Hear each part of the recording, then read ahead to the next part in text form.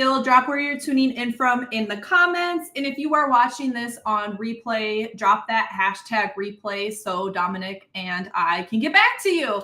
I am 𝐃𝐨𝐧'𝐭, founder of Jolt Your Career, and I go live or host an audio room event with amazing people almost every Friday. Today, I am thrilled to have Dominic back on. He is the founder of DxConsulting and a true expert in transforming job searches with powerful conversations. His mantra is conversations over applications. And if this feels a little intimidating to you, you definitely need to watch this to the end. Dominic isn't your typical success story. He broke into the #1 professional services firm around the world, not because he had a perfect GPA or he had the most polished interview stories, but because he talked to real life people. As the holiday season rolls in, many of you may be thinking about taking a pause because what hiring really goes on? Who wants to be bothered during the hiring season? But Dominic is here to debunk all of that today. We are going to dive into so much, so go ahead and grab your favorite holiday drink or water, tea, whatever suits your fancy this afternoon.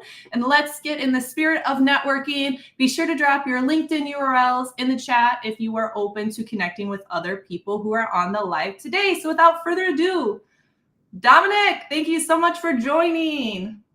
Hey, Tegan, super happy to be here. Love taking Fridays with you and getting to catch up with you. This is going to be awesome. I'm excited to get some networking information over to job seekers today. Yes. All right. So you've literally built your brand on conversations over applications. And during this holiday season, so many people begin to slow down with the networking activities because they just feel like hiring stops, or like they really don't want to bother people when they think that they should be spending time with family. But we know differently. Can you speak to networking opportunities available this time of year? Yes, definitely. Yeah. And we do know differently. I think that's one of the beauties of being on LinkedIn every day, right? Most users are a monthly user and they barely get on there. And so it's cool to understand that there's still real people that you can connect with in these November and December months. And that can come in the many different forms. For me, lately, we've had an office holiday party. That's a great place to connect with people that, hey, maybe you haven't seen in a while. And then if your company isn't doing that, I think it's still been a great place to be on LinkedIn asking for coffee chats. People have a spirit about them this time of year. And some, it might be, hey, I'm just connecting and you won't see me for a month. But honestly, there's a lot more people, in my opinion, that are like, hey, you know what? I'll take the time. I'll give back. Let me help someone out right now. I think also any in-person interactions that you can leverage. We get caught up about it being LinkedIn. I mean, I know we're on this platform every single day and things like that, but it's usually honestly your parent's friend or someone, a neighbor, or that you constantly run into, or that person you see all the time, and it's them. And it's taking the time to be like, hey, let me pause here. What are you doing? Who do you know? What does this look like? And just starting to ask a bunch of questions. And then another opportunity right now is to follow up on what you had talked about maybe in summer, late Q3, like, hey, I had this conversation a couple months ago. They told me to go do X, Y, and Z, and hey, I did it, and look what happened. Let me go tell them what happened. And you'd be shocked how many people miss out on that follow-up, and it's a really good time to have that conversation right now.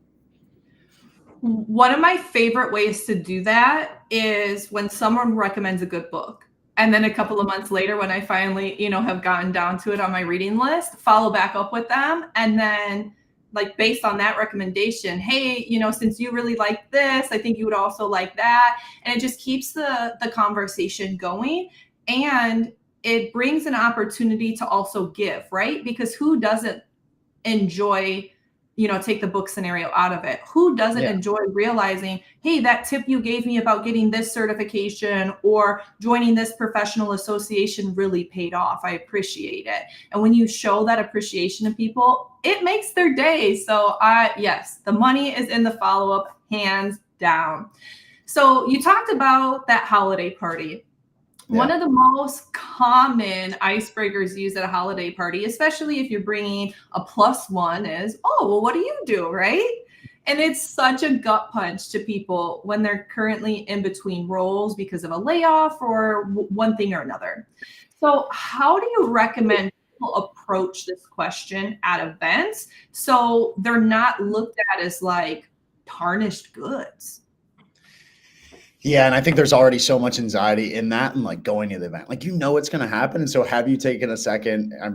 Maybe you heard, right? You're hearing this before you go to one in a couple of weeks or whatever it may look like. But I think understanding that it's going to come, and the first thing that comes to mind is like, can you take a breath and, hey, like smile, or just think, hey, this question was going to come. I saw it coming. I'm ready for it. And keeping that same confidence that, one, you're bringing to your job search every single day, or that you bring at home or bring into any professional interaction you have. So keeping that smile, that confidence, and then starting to talk about, hey, what are you passionate and interested about? What do you do? Hey, like in my last role, I spent a lot of time doing X. I really enjoyed it because of Y. And this is what I'm looking to do in my next role. And then I think there's a piece of being honest. Like, I just so many people go out there and into these networking events and they want to appear deeper than they actually are. And it's like, hey, and you see it right away. It's like, hey, I just want to connect with another human, right? We're at a restaurant, we're out, like, tell me what's going on in your life. You don't have to sugarcoat anything for me. And then lastly, I'd consider, is this someone that you can take advice from, right? Hey, have they been where you want to be? Could you ask a question after? And I know you're not going to ask that right after they say, what do you do? But just understanding that as you move through the conversation.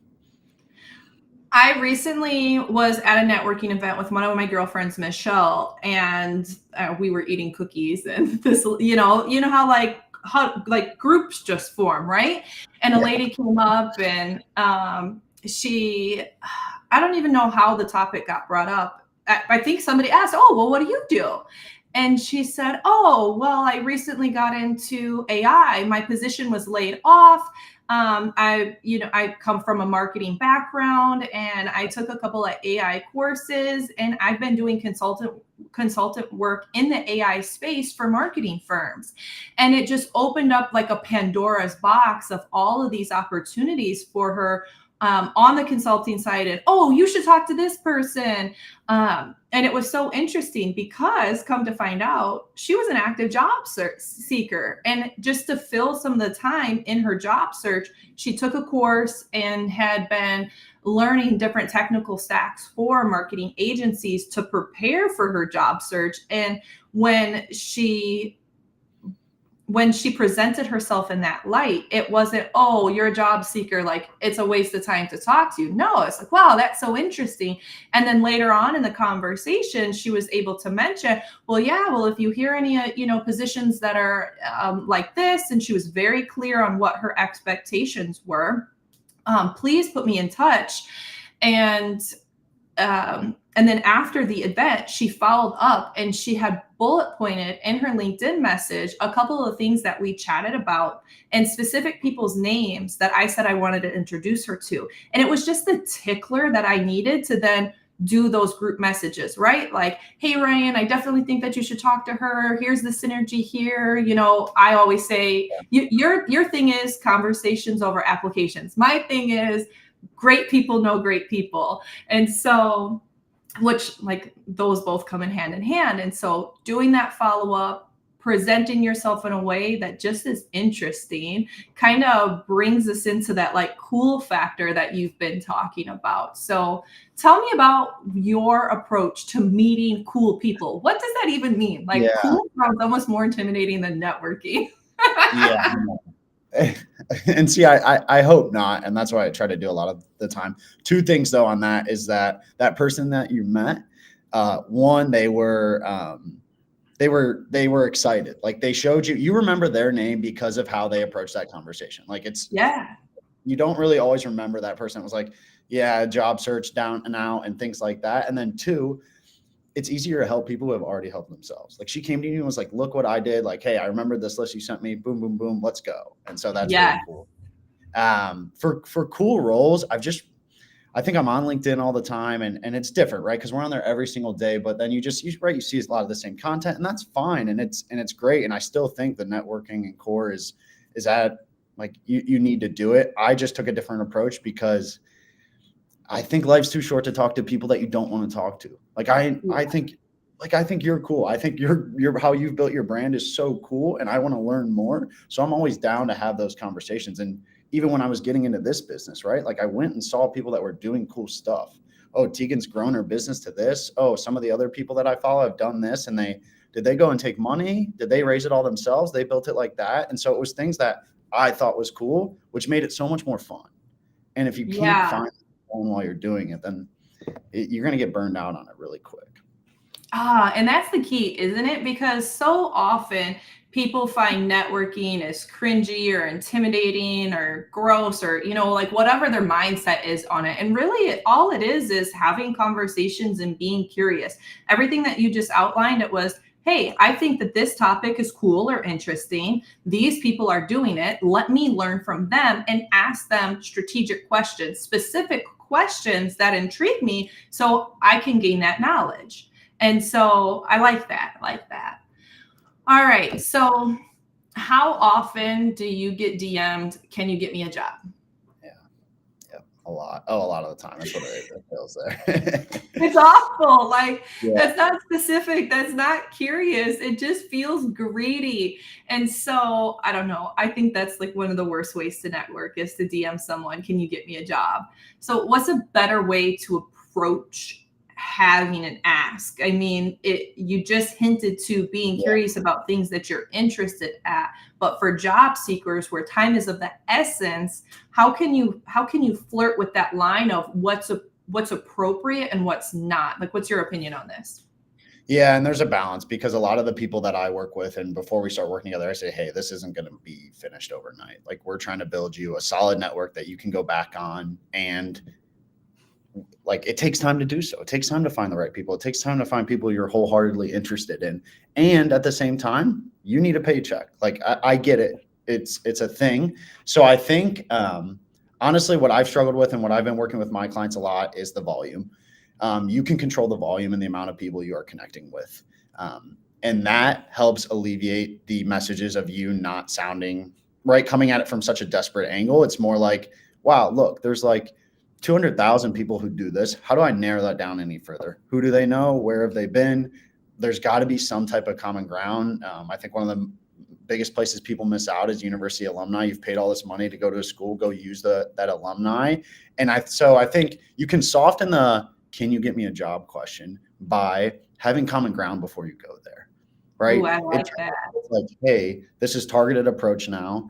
I'm a bit more interested and bought in, and I would love for you to be wholeheartedly interested in, but if you can't get there, then at least you're saying like, look, here's where I'm starting from. Here's the common ground, and this is where I'm coming from. And just giving some context, like, hey, maybe, right, this has been a tough time, and not coming at it completely from that angle, but being human when you get a chance to connect with that person. There is so much low-hanging fruit out there. Like, there's reaching out to friends and family, former colleagues, mutual connections, like people you see that are regularly posting or commenting, people where you do a LinkedIn Boolean search and find people of, in the role that you want. Maybe they have an interesting featured section where you can use that to jump off the conversation. We've got a question here. Let me go ahead and pull it up on the screen. So it says, what about being in a niche market and having less connection in the domain? I'm in apparel tech and in automation of sizing, which is still a developing field. And it's hard to find people and companies that have projects related to this. I think so. Sorry. Just a thought popped in my head. And for me, it's right away. It's like, okay, I was talking about this recently. Like, you geographically might not be located in the right area, and acknowledging that. Like, hey, this isn't where they just don't have the positions. This isn't where it's working out. So understanding what role can I take right now, that's going to maybe help me leverage myself into that. Like, I always played the long game when I was trying to break into Deloitte, and we do it with my clients all the time. It's like, hey, I want to end up at this Fortune 500 company, but I don't have any experience that's going to let me get there. And it's not even close to that, let's say, that industry or that type of work. So trying to figure out, hey, what can I go grab from this company? And not saying that like, oh, I'm just trying to do a 2-month or 4-month stint. Like, it's not like that. It's saying, hey, I'm going to go learn these things there. And then one day in my near future, I'm going to be strategic and targeted about where I end up, and can get closer to that, domain that he wants to be in. Yeah. And in terms of networking, the more niche you are, it's the less people that there's going to be out there. So the more targeted you can be in terms of like finding those people and going industry adjacent. And so automation and tech, there's so many people that are in different modalities within that space.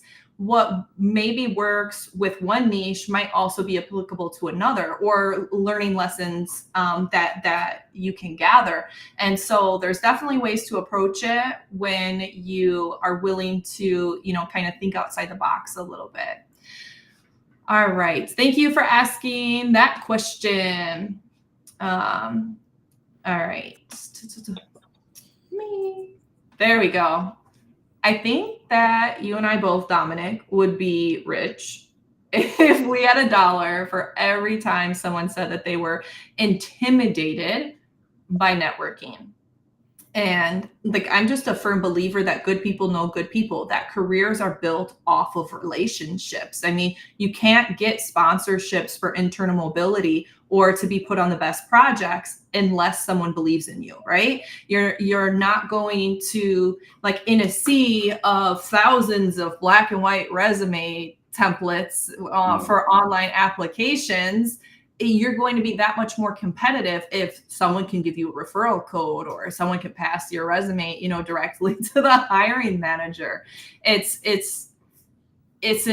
can be a new way for job seekers than they've ever experienced before, right? Because we get clients all the time.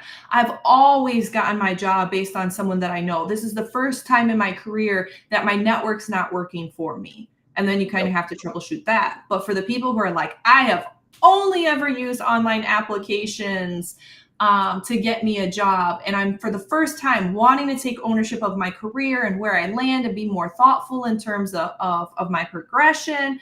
But shoot, this is intimidating. So how can someone shift their mindset and ease into figuring out how to not look like a jerk, right? Because we just said saying, can you get me a job? Well, somebody who is listening might say oh my God, I've done that. I'm so embarrassed that I did that. I mean, lesson learned. So how do we begin to shift mindsets? Yeah, you just said it right there, lesson learned. I think there are a couple principles I'll try to rip through really quick that helped me when I was trying to talk to all the big career coaches, or trying to talk to all the people at Deloitte or accounting and things like that. And it was one, someone's going to say no. As I go through this process, even some of the people that I talk with more often now who create content here were hey, Dominic, circle back later. And I was yeah, cool. I knew this was going to come. I just used it as fuel. So I kind of switched that. I think too, I always, and this kind of applies more to the job search and network, but it was someone's always going to take a chance on me and my talent. And so I just and that helped reaffirm that positive mindset as I went into those situations. I think lately what's been really nice for me is that just trying to think about it long-term, in 3 generations, no one is probably going to care what I exactly said or asked. And so why not just reach out and do it? Go do it, rip the Band-Aid off. No one's going to remember word for word. And then I think the other piece is that those people that you see, us that you see on the LinkedIn Live, people that you see out there networking consistently, there's still a little piece of them that gets nervous before they go have those conversations. I have it all the time. Mine's just a little bit, it's just smaller than yours who are just starting, right? Because I've worked at it. I've worked at it every day for 5-6 years now. It took me out of my city. It took me out of my hometown. It was a part of my life. And so it's just a smaller hiccup for me, or I go do it. It's a no factor thing. So trying to flex that muscle more often. And I know it can be annoying to hear, but that mindset shift comes from just time. It's going to shift with time and you putting in the work for it. It really is. Having a mindset shift is about intentional self-work. When you understand where your feelings are coming from, this feels scary. Well, new things do feel scary, but I've done new things in the past and I can do this too. Let me think of a time when I used a relationship in my past to its benefit. How did it look? How can I replicate that? How can I scale that? And getting yourself organized in a way where it becomes more fun, less of a chore. You had a great post today about not sounding robotic in terms of scripts, but when you create plug and play scripts, it can make the initial outreach a little bit easier. The thing is, you want to be really personalized about it. And so if somebody is of this is intimidating, starting off with a plug and play script where you can be very thoughtful and sincere about looking at somebody's profile, or somebody at soccer saying, oh, you should connect with so and so, let me send a group text, about how you can approach those things. It can help begin to take baby steps. So identify that this is a concern, identify that this is new, you've done it in the past, create a plan, move forward with that plan, then pivot when you start to feel more authentic is so overused, but when you're nervous, you typically hold back a little bit more, or a little bit more formal. But the more conversations you have, the more of yourself you can bring to light. And so I always like to start off with conversations that have less risk, and then work myself up once I have more confidence into the conversations that mean more. Like let's say a job seeker is going to a job fair, which aren't just for entry level, college roles anymore. There's executive level hiring job fairs now. And a lot of them are hosted online, right? You go to the company that you're not necessarily as interested in first, and then work your way up to the one that, you're most excited about because you've got your jitters out at that point. So speaking of scripts, yep. Everybody loves a good script. Customizing them is key in my opinion. But what are some common holiday networking scenarios that you could potentially use a plug and play script for, in your opinion? And do you have your go-to, my go-to phrase is good people know good people. Do you have a go-to phrase that you recommend for job seekers that you've seen perform well? I think it's just whatever keeps it light. It's funny. I had a client, and obviously conversations over applications, and they had reached out to so many people, and I was like we're talking 100, and I was like, whoa, send me what you are saying to these people. Let me see. I just want to see what's going on here. And they sent it over, a couple, 5, 10, and I was like, oh wow, you're sending really long paragraphs. You're kind of scaring some of these people away, or coming at it from an interesting angle. I didn't expect some of those things. So I've always tried to keep it light.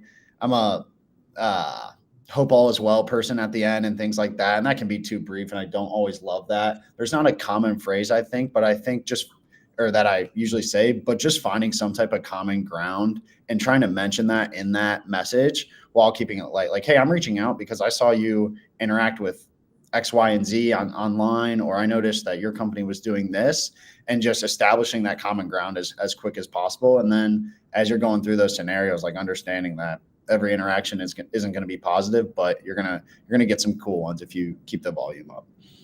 Yeah, absolutely. Okay. So you want to keep it concise. Yes. You want to keep it sincere.